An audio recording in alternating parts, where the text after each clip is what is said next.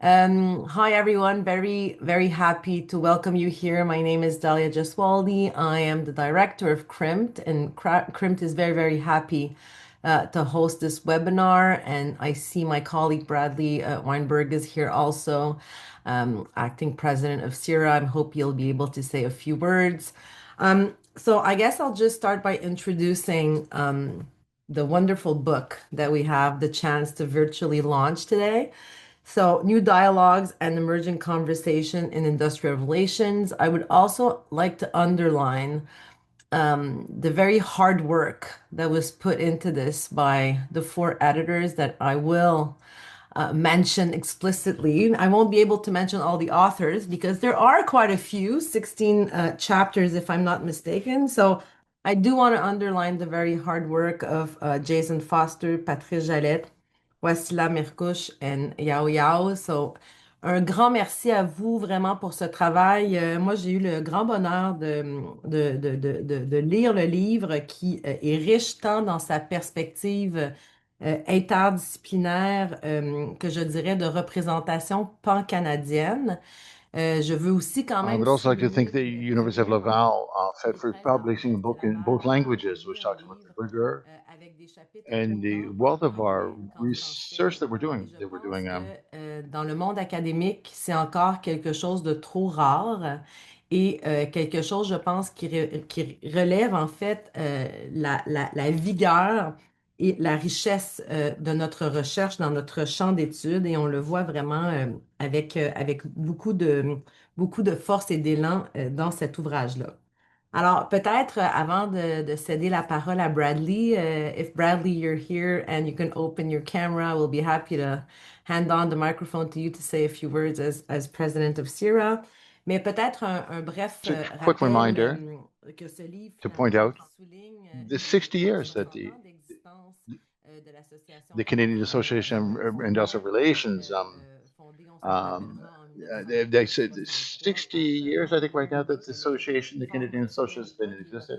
ont manifestement été And pionnières en ce sens que the Canadian Association of Industrial l'association est Relations toujours présente aujourd'hui au is Québec very et active. souvent It's a au lieu de place for rencontre discussion and échange de meeting. première importance Uh, dans notre champ disciplinaire. yeah, Alors, je l'ai there are dit, 16 chapters. I chapitres read all 16 qui chapters font in this new état publications. We're talking about des the défis, current des challenges défis in industrial actuels relations. persistants, And des I think it's réflexions very aussi important. importantes autour de la question des It's an travailleurs inclusive and équitables equitable et également publication. préoccupations autour des enjeux de DI We talks about the et major aussi issues, des différentes transitions auxquelles on va faire face.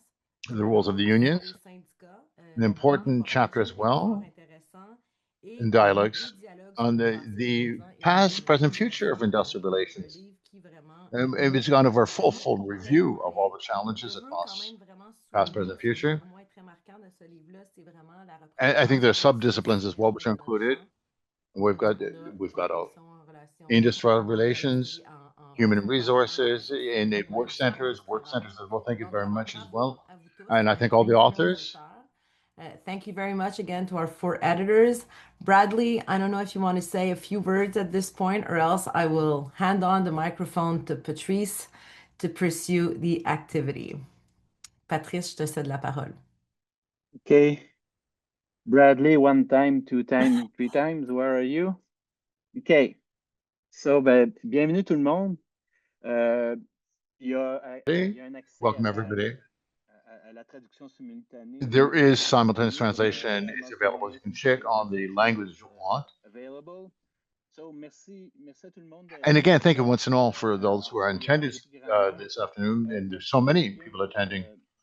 Thank you for the CRIMT as well, for their commitment. Nicolas Rabi, and everybody with Dalia Gisvaldi, and all the organizations who've been organized this. And the contribution of the CRIMT as well contributed to this publication. Dalia, thank you very much. I'd like to remind everybody that the current publication is available online. The University of Laval Press. Laval University Press. It's available. You can order it online, and it's no charge. If you want to order a copy, a paper copy, the authors, and I will be able to. Those who are here, I have copies for you. When you see it, when we meet, I'll be able to provide a copy for you. Bradley is Bradley. Anyway, let's continue anyway. The webinar this is organized in 3 times. I'll present the work with Dahlia as well. James will also introduce. We'll also make a presentation as well. We're talking about. We'll present different chapters. The authors will each one make a. And we will go around. We'll go around. Everybody will have to talk about the different chapters. And then we will have. Thank you. How begin the beginning, the origins, the genesis of this book. Well, the original idea was to celebrate the 60th anniversary of the creation of the Canadian Association of Industrial Relations. We began to talk about that. 2020, we started looking forward to this date. We discussed at length how the association things have become very changed in the modern times as well since our beginning. It's more diversified, it's more inclusive in industrial relations. And that's where we decided to produce this book and turn the flow over on emerging subjects, new voices.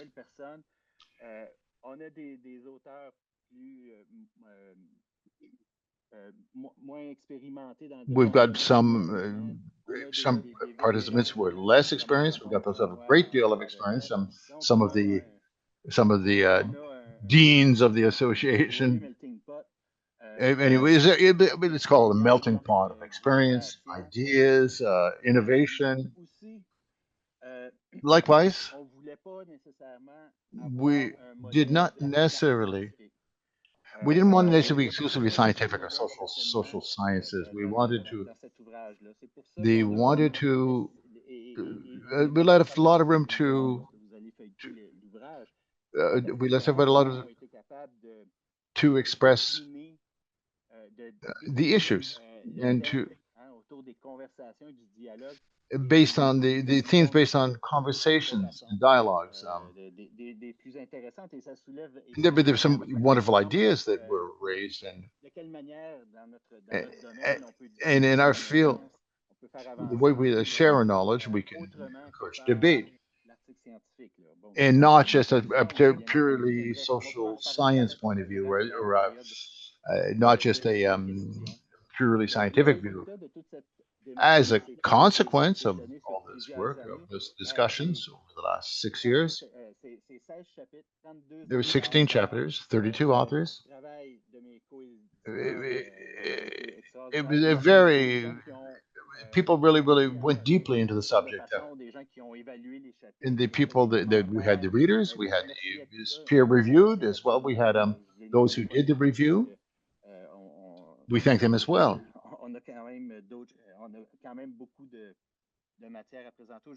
So we got a lot of material that we will present today that we will cover. So all the ladies and gentlemen who contributed this, each will have the time to present their respective work. Jason, would you like to take the floor now? Yes, thank you, Patrice. I don't have too much to say because I think you're all here to hear from the authors of the chapters, because I think that is the heart, that is the core of what this book is. I think all I want to just add to what Patrice offered up in terms of the book is I think there was an intentionality in the creation of this book to encourage the authors to be creative in the structures and the formats and the approaches that they took to the questions. And so I think what you'll find in the book, and what I personally, as one of the editors, is most proud about is the innovative and creative formats that we take. We see dialogues, both real and imagined. We have, a play in 3 acts. We have, conversations between early career scholars and more, and those who are on the farther end of their career, I'll say, and engagements between both the scholarship of industrial relations and the practice of industrial relations. And I think that's the value, and that at the heart of this book is, I think, that willingness and that going full-heartedly into engaging sometimes difficult discussions about where industrial relations was, where we are, and where we're headed. And so I think the contribution that this book can offer. And so I also would like to thank everybody who participated, all of the authors, the other editors, and of course, CIRA, because this is very much a project of the association and would not have happened without the direction of multiple executives of CIRA and the membership of CIRA, and of course CRIMT for all the support that CRIMT has offered. So I think we should just jump into hearing from our authors and their amazing creative works that they've put into this book. Thank you, Jason. Just make a last call for Bradley. No? Okay. Let's go chapter by chapter. Allons-y pour les chapitres. There's 4 parts. I think the first part is very interesting. It shows it had the debates that have gone on for years and how they're perceived, how the debates in industrial relations, the first part, with the major debates. And then we're looking for the future. First chapter, the author, let me see. I want to make sure I get the right name.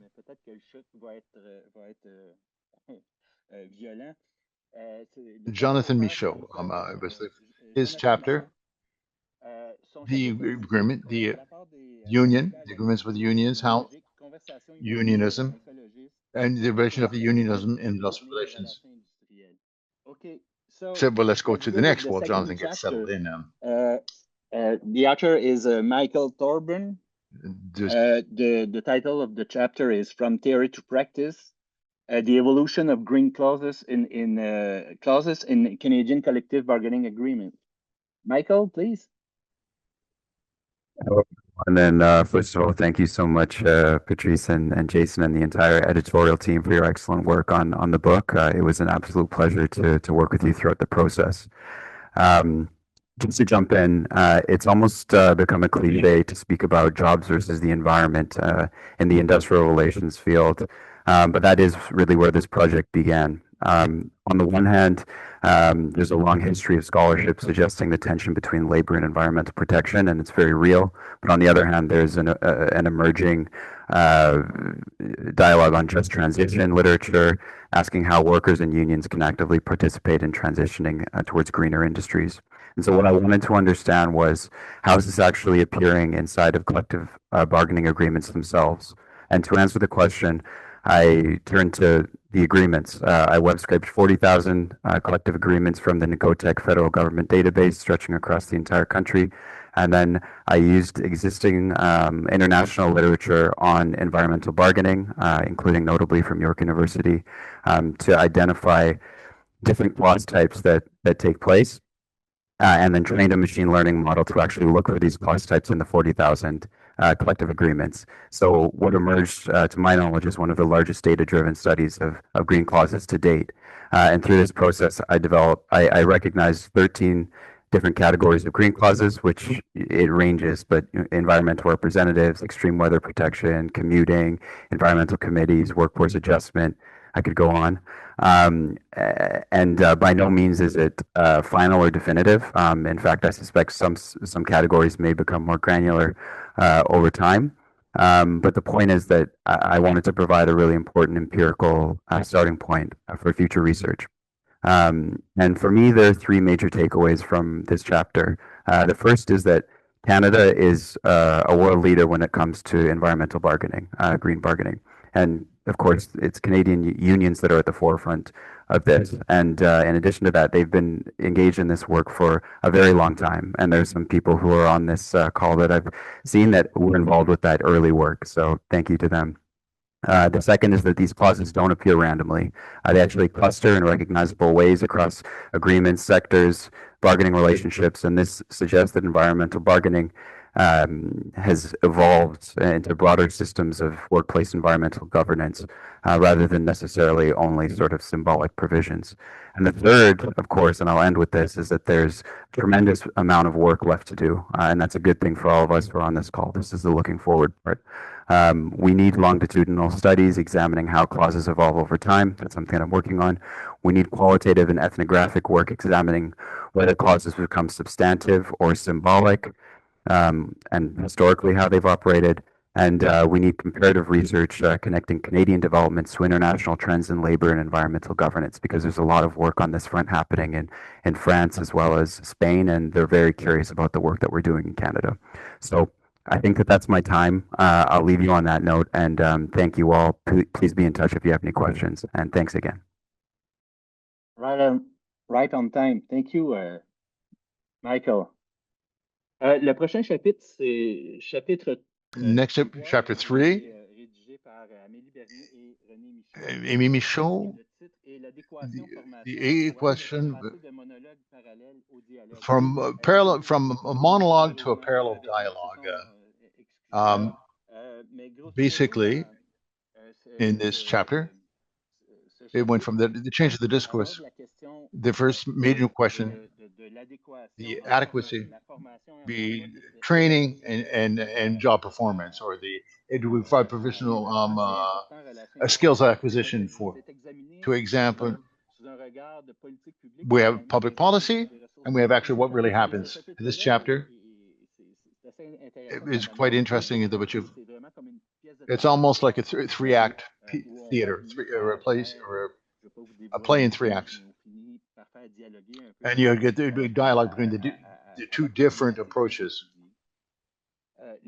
In chapter 4, the authors were examined labor and trade, union and rapid response, Canada-U.S. Mexico trade agreement or free trade agreement. That's a subject that we thought that was finished, it's done with, been there, done that. With international trade, and all of a sudden we're back with the question tariffs have brought everything right back into the foreground. The questions of the labor standards protection as well. How do we protect labor standards across world trade or world commerce? And we have a great deal of imagination. Maybe that another book will record that. Jonathan Michaud. Did we see Jonathan Michaud? Would you talk about your chapter? In the contribution unions to the ecological city. And Jonathan, we'll turn the floor over to you. Thank you very much, Patrice, and thank you for the editors, the editorial team. At this time, this chapter, as Michael Thornburn's chapter, appeared as a result of challenging the dichotomy that was between labor and in management, in particular about employment versus the environment, and how could we protect jobs with still protect the environment. And theoretically, I designed the conversations between ecologists, their perspective on the environment, on the ecology, which is anti-industrialist to an side, they're against industry in a sense, and also then we have the other side, defending workers' rights. So there's two aspects. Documenting what? How do we document a just transition? Because literature tends to deal with the question of just transition through strategies which were launched by unions. Even the fair transition It's been challenged by different currents in this just transition. The chapter defines different dimensions of and in the fair transition. The question which attracts me, how do the interests of workers' rights, and what it's through a conversation that we could decide the possibility of ecology and workers' rights, how we can have the two of them come to a fruition.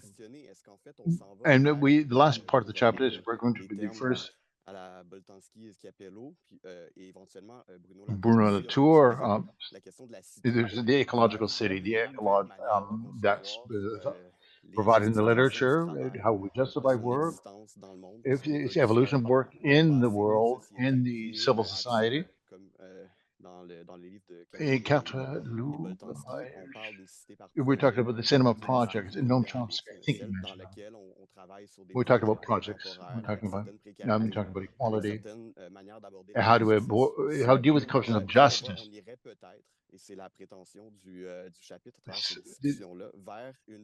How we're moving towards the ecological city, which gives a platform for workers in which workers can, and they work from a pluralist point of view.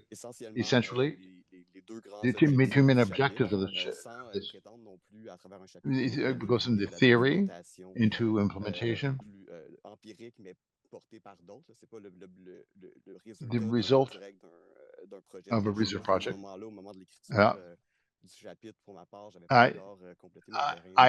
I haven't completed all my research yet. I've produced the article, but I haven't finished my research. And through the literature, we will be looking at the possibility that this will become reality, the ecological city, how it may become a reality. Thank you. Thank you very much, Jonathan. The next chapter is chapter 5. The title is What Causes the Telework Paradox Towards a Comprehensive Understanding.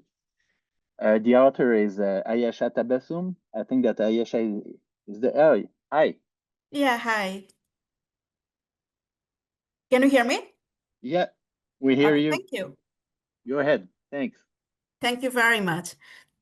Thank you to the editors who have done very hard work on this book. And then we have these wonderful chapters which are actually connected with various industrial relation, HR, and organizational behavior related topics. So my topic is specifically related with a very timely and contemporary issue, which is telework. And specifically in this chapter, I have provided a narrative review of 3 decades of research on telework. So where I have explored the literature to understand the nature of the telework paradox, given that there are conflicting findings in the research that we still do not know that if telework is advantageous or not, and the debate is still going on. So the question is that what are the factors that actually cause the telework paradox, and we need to have more comprehensive and integrative understanding into this concept of telework paradox. So this chapter provides an integrative framework specifically for the practitioners, the managers who are dealing with the remote employees and who are also recently having transition to hybrid work arrangement. So what are some important takeaways from this chapter, specifically for the practitioners, are that telework success is actually a subjective perception, which is in fact shaped by a lot of unique personal and contextual variables. So what I found during the literature review is that there are various factors, for example, the individual or the personal variables, or maybe the job-related characteristics, the organizational features, and in fact the non-work related issues. All these are the integral part of determining the process that if telework is successful or not, or specifically what should be certain outcomes of telework. So that's why the managers need to understand that they should now move beyond the one size fits all policies Specifically, there should be a focus on employee health and well-being, and also there should be an emphasis on the trust-building oriented relationship instead of just controlling the employees. So these are some important key takeaways that I have specifically suggested for the managers or for the practitioners. I hope this might be very much useful in terms of the conversation that we continue to understand the telework and its related complexities in the future. Thank you very much. I think it will be indeed very useful. Thank you. Thank you, Ayesha, for your contribution. La deuxième partie du livre, la deuxième section. Second part of the book, the next section of the book is the title. A more diversified place of work, a more inclusive and diversified workplace,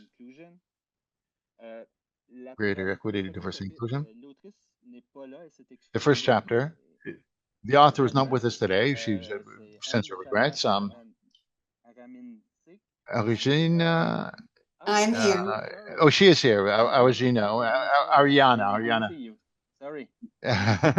You can introduce yourself and your chapter.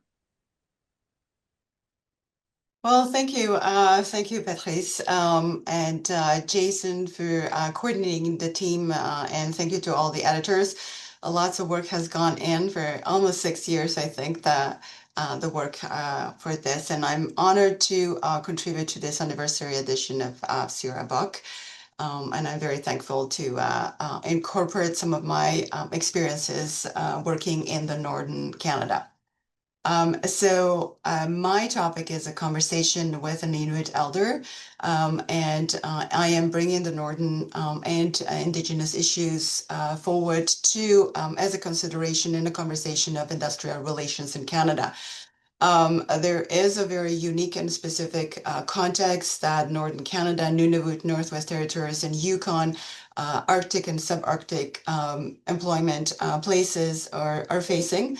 And the indigeneity, diversity, equity, and inclusion has shifted from Indigenous conversations to multicultural and Indigenous workplaces as we're seeing more migrants and immigrants moving into the Northern Canada. So bringing the awareness of the specific Inuit context, specific Inuit culture in this chapter, and applying the Indigenous methodologies through narrative inquiry and storytelling, which is the traditional way of knowledge transfer and knowledge sharing for Indigenous communities in Canada, not only for Inuit.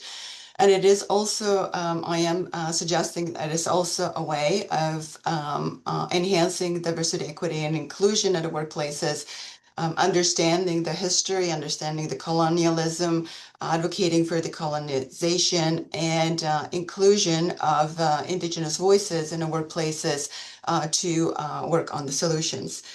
I am also proposing, in terms of the approach to my methodology, was exploratory, sequential, and integrated phased approach embedded in Indigenous methodologies to consider any places that are predominantly Indigenous Indigenous employees, such as Northwest Territories and Nunavut, to consider the research where the center of the research is while qualitative and quantitative research, mixed methods, but also include the Indigenous methodologies, pairing it with participatory action research, where the Indigenous employees do have voices and bring forward their experiences, which is the intergenerational traumas and all the effects of colonialism that has even the present impact on the employment. And then allowing for the storytelling, reflective journaling, and qualitative interviews to kind of being embedded part of, which is the comfortable way for the Indigenous employees to share their experiences. And then in terms of the interpretation through community-based research evaluation, which I have also role modeled in this chapter by having the Inuit elders from Cambridge Bay reflecting on the interview and the knowledge that was shared and the wisdom that was shared, and providing their comments in addition. So allowing from that communal voices to come forward. And then I've also committed to sharing this this chapter and reflecting back once it is published with the community to see their own voices reflected in this book, as honoring their own input and their own knowledge, because it's not mine, it is theirs, and it is coming from them. So that's the summary of my chapter. Thank you, Arijana, and I'm sorry I didn't see you earlier. So, okay, chapter 7. The title is "Lessons from Healthcare: Applying the Ethics of Care in Increasingly Diversified Workplaces." I think that Tina is somewhere. Hi. Hey, hello. Can Hi, everyone hear Tina. me? Yes. Excellent. So hi, everyone. Thank you for having me. It's a pleasure to be here. Sorry, I'm in a bit of a weird setup. I'm in the middle of a move, so if my background looks a little strange. I wanted to just actually answer the second question that was posed to us as to why we decided in this chapter, which is called Lessons from Healthcare: Applying the Ethics of Care in Increasingly Diversified Workplaces. Why did we choose this conversational approach? And for us, it really had everything to do with lived experience, which I know is a buzzword we love to use a lot. But in the context of DEI, the frameworks that we've used to really help to narrate these stories of these four practitioner experts who work in the healthcare field, and I'll talk about them a little bit more. We really draw from ethics of care framework, and we draw from cultural competency framework to help really tell their stories. And this conversational sort of dialogical approach was taken on because we realized that when we talk about as researchers sort of stepping back as experts, this was one of those situations where we truly knew nothing, and that was a good thing. We sort of gave that floor, that platform to these four individuals who, one is a hospice and palliative care program senior director. Another is one of the leadership in a dementia care clinic. Another is a social worker and clinical consultant. And our last individual that we spoke with, he's a pharmacist. And we thought we have no knowledge around this, which is okay. We can instead sort of give this space for them to share their stories, particularly around DEI, because what we noticed as we sort of spoke with them is that the experiences they were having really meaningfully embraced what it means to integrate and support people with diverse needs. So we love to, again, talk about DEI in organizational spaces, but we oftentimes tokenize, we stigmatize, we do all the isms that we try to avoid. And this was a really powerful lesson because this is a life and death situation for all four of our healthcare professionals. So they really had to take it seriously. And so what we did is we tried to spotlight, we tried to, meet them. Like what they talked to us a lot about was meeting people where they're at. And that's a really simple but very profound and powerful way to embrace people's unique differences.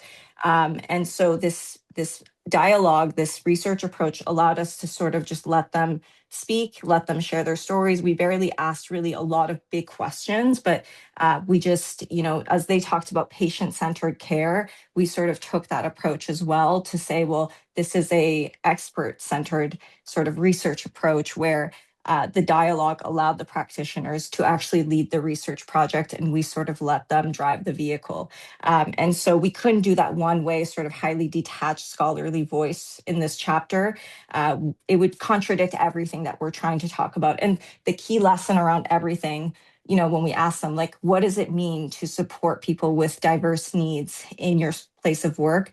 The key was that there really isn't one size fits all approach. What you do have to do is listen and communicate and be very, very flexible and ready, and also ready to challenge yourself and your thoughts and your pre-existing beliefs and perspectives. And that DEI means that we're all sort of vulnerable throughout this process, that we push aside our ego and we're ready to be wrong. We're ready to make mistakes because, again, this is sort of a life or death situation versus like is the business going to function tomorrow or not? So that's really sort of the approach we organically took on, and it was very fun and it was very enjoyable, and I think a very powerful lesson for organizations to take on around what it means to implement more effective EDIID and all of those good things. And so I'll leave everyone with a really great quote from our clinical consultant and social worker, Tony, who said, "I'm an expert in the theory and the practice, but the client is the expert of their life. There won't be a time where I will check mark that I'm culturally competent, but I'm committed to doing that because it's a lifelong learning." And I think this is something powerful for us as scholars, as practitioners within industry and industrial relations to always keep in mind, is that it's a learning process, and we just have to stay committed and dedicated for the rest of our lives, basically. So thank you, everyone. Thank you, Tina, for your contribution. Maintenant, now for Chapter 8. Chapter 8 with co-authors Blandine and Emilien. And also Marcela, who was co-editor of the book. The chapter is entitled Diversity, Equity, and Inclusion. Diversity, Equity, and Inclusion in the Canadian Industrial Relations Association, a contribution from two academics who come from away. Voici là. Good afternoon, Patrice, and good afternoon, everyone. I'd like to thank my co-authors for the wonderful work, and thank you to Patrice, who invited me for this first experience, which was exceptional for me. I hope that I will be faithful in representing the chapter that we co-authored, Blandine, Emilia, and myself. And I hope that I will properly reflect what we wrote in the chapter. The history behind this chapter started during the opening conference of CIRA in 2022 when we introduced Blandine Emilia, my colleague,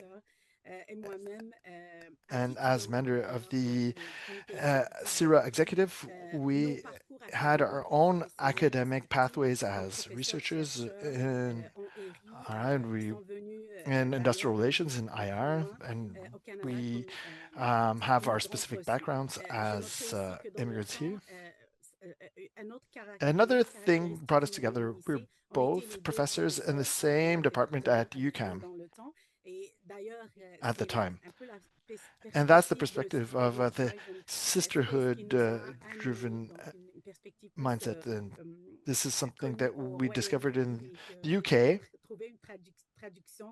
It's some form of solidarity between women and driven by sorority.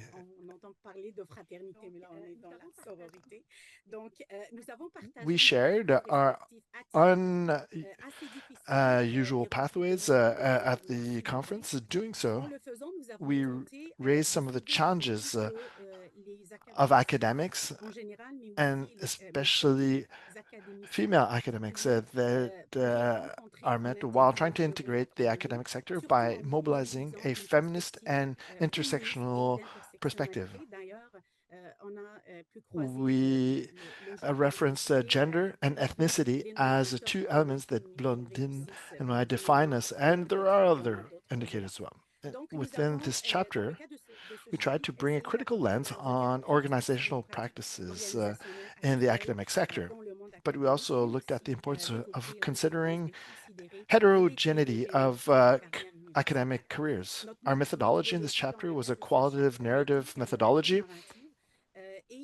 We also adopted an unusual approach, which is self-ethnobiographic We also had an ethnological approach at the macro level because we wanted to unveil some of the less visible challenges, but important challenges nonetheless. To comply to the spirit of this book, we built our chapter in the format of converging dialogue to present our pathways despite the psychosocial and professional challenges. Blondine Emilien, who introduced herself as being a trans white woman, and I am have an intersectional identity. Beyond the sharing of our experiences, that could be our personal experiences at a certain level, also aim to raise awareness in organizations and institutions about EDI matters in workplaces.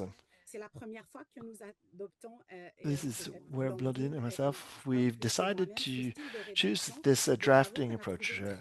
We found this very enlightening for us. We also thought that this could be both promising and innovative to advance knowledge in industrial relations and also to look at EDI in CIRA governance and in other organizations across Canada. In closing, our chapter might have been a call to become more open-minded and to go beyond some basic narratives calling for action. And this is a call to take into consideration EDI matters in the academic sector and to consider intersectionality as a fundamental aspect. I will end by saying that we were able to prove that we can connect personal experiences to scientific knowledge and also to come up with such a rich format that we can find in this splendid book. Thank you. Thank you for your contribution, Wasila, and thank you to your contribution, Blondine. Chapter 9 was drafted by my colleague Anya Saba. Diversity of leadership, an essential lever for ESG performance and sustainable growth. Over to you, Tanya. Thank you, Patrice. I would also like to extend a warm thanks to the drafting and editorial team. I was happy to be in this part of the book because we look at diversity under different original angles with complementary and innovative approaches. In my case, I looked at leadership. We are living in a world with a lot of contradictions when it comes to EDI.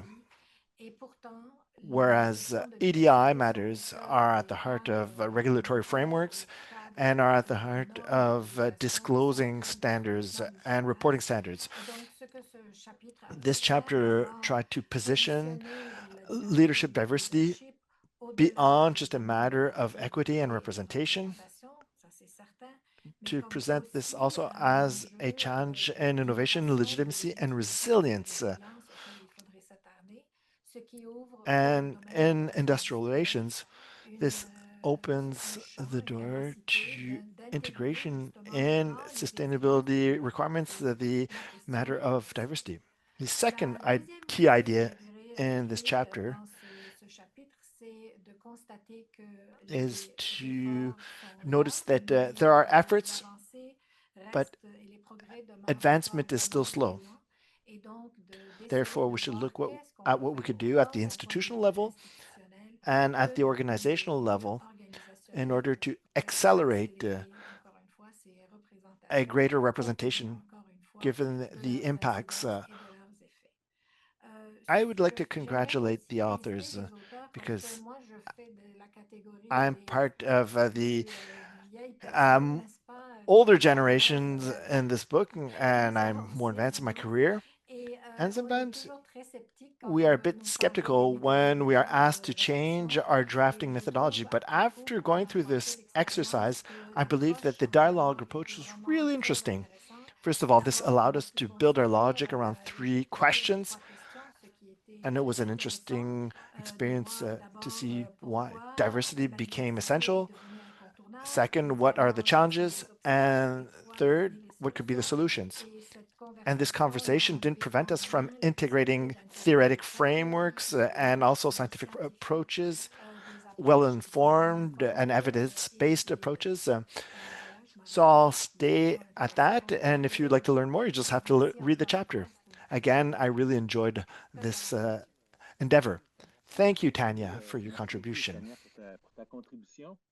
Third part of the book, what the future looks like for unions. Chapter 10. I saw Wilfred Cordo. I don't know if Wilfred is with us or sends regrets. In a nutshell, in this chapter, the authors bring us inside the FTQ, the Federation of Quebec Workers, and the authors explain how the Federation has planned the future of organized labor across Quebec. They used a prospective approach in trying to define the future orientations of this labor federation, with very interesting results related to the process. Chapter 11. Chapter 11, A Rising Tide, Activism as a Path Towards a Better Future for Workers in New Brunswick. I saw Chris and Patty in the audience. I think that Chris is going to present the chapter. Hi, Chris. Hi, Patrice. Hi, everyone. Thank you. I would like to start again, like everyone else, by thanking the editorial team. This was a really fun process. And thanks for everyone for being here, for their interest. And I just feel really honored to be part of this. And I would also like to thank my co-author, Patty. We had a lot of fun doing this project together. So when I first saw this call for chapters come out, I thought it was really worked well with what I was currently doing. I was working on a project on the future of work and unionism in the province of New Brunswick, in the context of the pandemic and coming out of the pandemic, and how has that changed the state of things, and how are we going to move forward from here? And so I was doing, a survey on this kind of stuff. And so the first bit of the chapter is focused on that data, what came out of that. And then the second half of the chapter, which was, I think, really the fun part, was where Patty and I had a conversation. So Patty, a friend and colleague of mine, she's also a longtime activist in New Brunswick, active union member, as well as working, volunteering for Acorn and some other social justice type of organizations that are on the ground in the province. So she's been through the battles and seen kind of it from a grassroots level. So we thought it would be fun to kind of compare, okay, what are the people saying? What are the issues we have in the province moving forward? And how have we tackled these from like a bottom up approach in the past? And maybe what lessons can we learn? And so some of the themes that came out of that, one of the big ones was the idea of precarious work or precarity. Our jobs aren't paying enough compared to prices going up and all that kind of stuff. We interviewed or surveyed specifically union members, and we found like even union members were precarious, feeling precarious in these times. So really, this all brought out a bunch of themes, kind of steps forward that we could take as union researchers, industrial relations researchers, HR researchers, all that kind of stuff. So yeah, stuff around precarity. There was also a lot of things about like the idea of shaking up the status quo, particularly when you're facing big power structures. So in New Brunswick, we have the Irving family that kind of runs everything. They own a lot of the land, and basically they make all the money here and a lot of political decisions. So, we can draw out lessons from this for the world that we're facing more generally. We have, the whole idea of wealth concentration, power concentration, billionaires. We have these fights against data centers and fascist governments and all this kind of stuff that seem untoppable. But, from this, we see how, grassroots organizing and solidarity can actually be a path forward. And it has had some wins. And so none of this is really super new or anything, but it was really cool to see how these things have actually been successful in the past in our local area, and how we can take hope from that and lessons for that for the future, and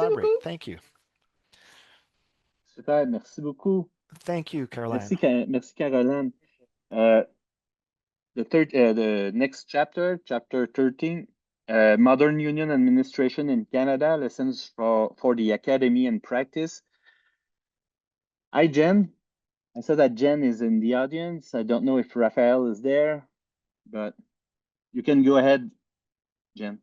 Okay, great. Thank you.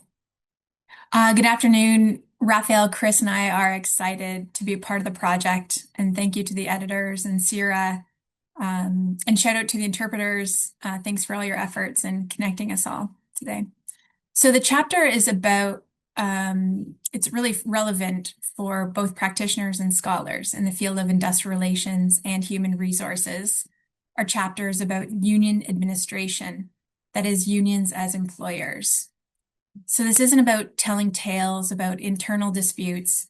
Rather, it's about asking the question, how can unions harness the extensive literature on management to meet their own objectives? And after all, we build management schools all over Canada. And to what extent can we apply the vast knowledge on human resources to the union sector itself? And human resources being the practices relating to recruitment, training, employee engagement, and retention. So we draw from the rich union renewal scholarship available here in Canada and the important work that many of our colleagues here today have undertaken. So can these HR practices be a source of union renewal? And we call upon the work of varieties of unionism, which highlights that renewal can take place along several lines. So we focus on membership. A lot of efforts have been placed on researching this area, so growing members. But we also consider the often missed area of institutional vitality or internal practices as a pathway to renewal and actually build membership. So what's intriguing about this area of union renewal, institutional vitality, is that it's within the control of unions, whereas many factors relating to expanding union membership are not. Those are often guided by government legislation. And so this is a time to explore big, contentious ideas as Canada and other countries face declining union density. So to summarize our chapter, we explore contentious topics in the world of unions, such as membership growth and decline, employee performance assessment, organizational performance indicators, other areas of human resources management. And this really isn't about ranking unions or pitting them against each other. At the heart, this is about exploring these internal systems as a pathway to union renewal and considering if unions can harness these practices as a tool in their evolution. And through this, we develop an appreciation for individuals involved in union administration, highlighting their efforts to advance organizational goals and empower them with research on which practices might yield benefits for unions. So thanks for the opportunity to offer a brief but spectacular take on union administration. Back over to you, Patrice. Thank you, Jen. This brings us to the last part of the book that focuses on dialogues. And this falls in line with the overall theme. So dialogues on the past, the present, and the future of industrial relations. Chapter 14, Between the Ivory Tower Between the Ivory Tower and the Corridors of Power, a conversation about labor policy. A été écrit par It was drafted by Tony Giles last December. We were saddened to learn about their sudden passing. En cours de route.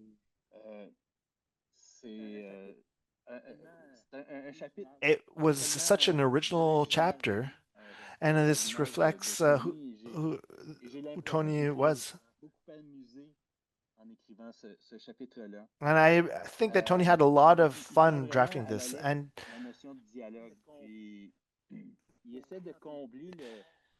he tried to close the gap between practitioners and academics when it comes to public policy. So it's an imaginary conversation again between an academic and a practitioner.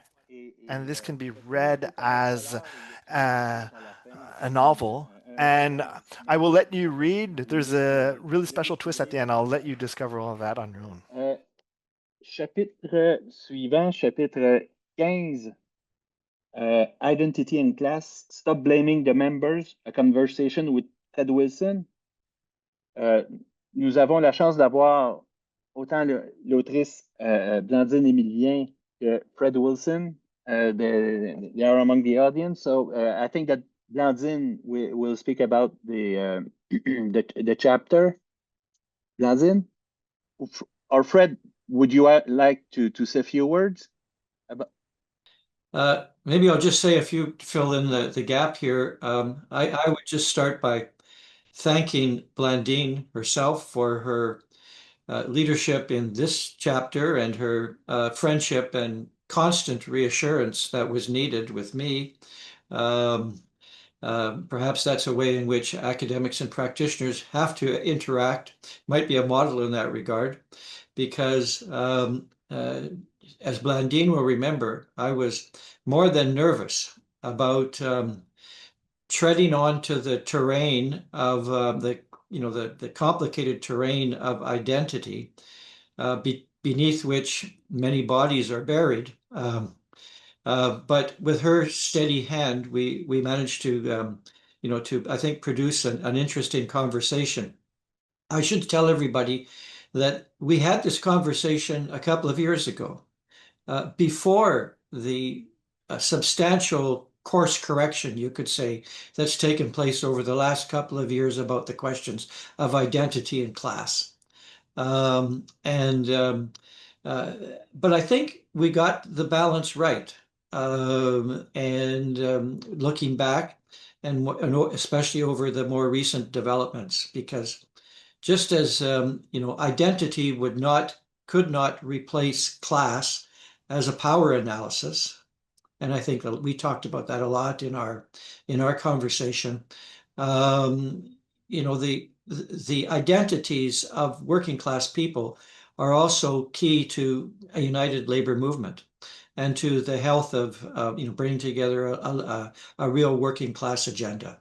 So a lot of what the discussion that we had was about how it is the role of leadership, and I think also the role of thought leaders like like labor academics, and in order to weave together the lived experiences of working class people into a coherent working class agenda that can take us forward. That discussion, I think, today would be a little bit different than it was 2 years ago, or 2.5 years ago. But hopefully, this chapter will be useful to an ongoing dialogue on these matters. At the end of it, Canada, we really do need a working class agenda for our labor movement, that task is becoming more and more important in order to stop and reverse the declining union density in our private sector, and so on. So thank you again, Blandine, for your friendship and getting this to publication. It wouldn't have happened without you. So thanks very much, everybody. Blandine, si tu peux prendre une couple de minutes, là, si tu veux. Yeah, I think I sabotage so I could let Fred have the space, because he couldn't have said it better. I couldn't have said it better than him. Thank you. And I think CIRA is our friendship platform. We get to see each other through CIRA, and I think it represents as well the types of dialogues and conversations that the association has been able to create. I also wanted to perhaps highlight the fact that part of the title was also Stop Blaming the Members, because what Fred rightfully had me walk through in this chapter was to highlight how institutions, as much as they are co-constructed with their actors, institutions have a role to play to support those who are trying the best to evolve and also build their own identities within the workplace. And I think this dialogue takes much importance in my career as an academic, because it allows me also to come out of my academic box and to realize that without practitioners like Fred, we in industrial relations, we are not able to see how these things happen in real life. And I think it was a good reality check for me. I learned a lot from the conversation. I learned a lot from the practice of reiterating and also editing the chapter. And it also gave me more strength about the need for academics to translate our work for the real world and not just talk among ourselves, even on touchy subjects like class and identity, which can clash or which can coalesce in what we try to build as scholarship. So thanks a lot as well. I reiterate the thank you. Merci beaucoup, Fred. Merci, Blandine. The last one, not the least, the emergence of human rights in human relations, or hope and between hope and Jules Trudeau will be presenting on the subject as well. First of all, Patrice, thank you very much, and congratulations as well for everybody and all the colleagues, to all the editorial team, and then it's original. It's original by its format, by its content, and it's a very important relationship on industrial relations. It's part of a tradition. This tradition of working relations and industrial relations, and we've seen an important part of history. We've crossed, and we've gone more deeply into the history of industrial relations. And we look at the status today, where industrial relations stand today, how they are shaping up. And of course, it's very important to see the evolution that has emerged in our chapter that I work with Sebastian. It's based on a discussion that we had together, that I had with Sebastian. He's at the beginning of his career. He is a professor of industrial relations, and in fact, I've spent 40 years in this field. We worked closely together. Sebastian was doing his master's and PhD work, and as he worked towards his doctor, completed his master's, worked towards his PhD. It was kind of a Socratic dialogue, Socrates, so that we could reflect how the world of work has changed, has been transformed within its from classical structure, and we recorded our discussions, and Sebastian then wrote it out based on our conduction. We did the transcription from this, and we were trying to say, well, who was Socrates, and who was Plato, or who was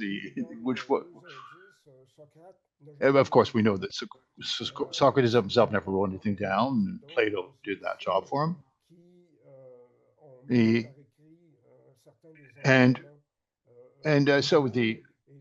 So that's the second indication that we have of that relationship between myself and Sebastian. The disciple eventually surpasses the master. And we thought about a great thing about the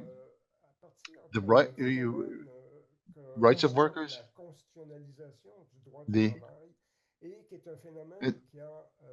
And there's a whole phenomenon. The industrial relations has even changed the very structure of the working rights, of workers' rights.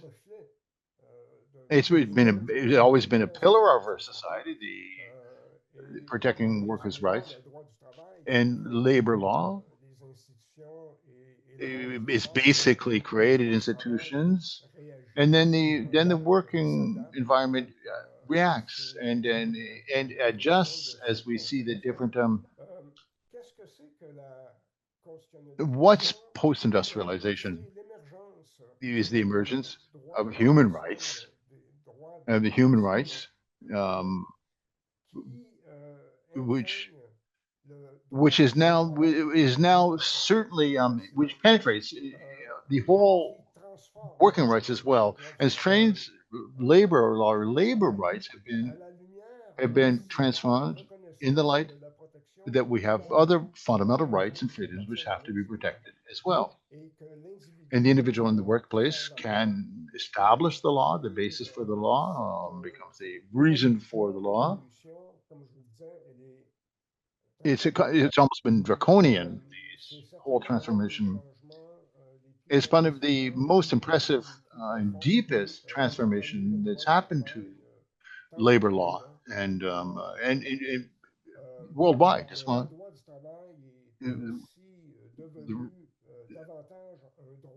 So it's right from labor law going to human rights law, under which we recognize is now as fundamental rights. They're now spelled out as fundamental rights and freedoms. It's within the Canadian Constitution, which is based on the Charter of Human Rights and Values. There's also the Quebec Human Rights Law as well. There are examples which are well known in the labor law. We can think of access to equality, to equity, inclusion, diversity within the working environment. It's fundamental now in most. It's perhaps the most important development.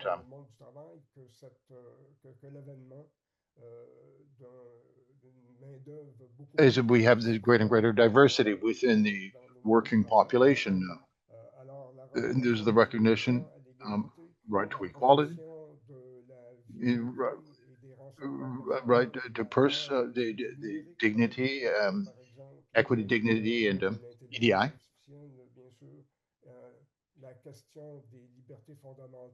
And the right of free speech is right, the freedom of right to free expression. Which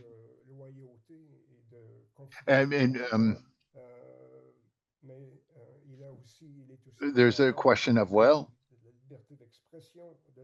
in the freedom of association, the freedom to and these are transformations which have certainly occupied the whole field of labor law. And this was a chapter based on discussions. And as we discussed different elements,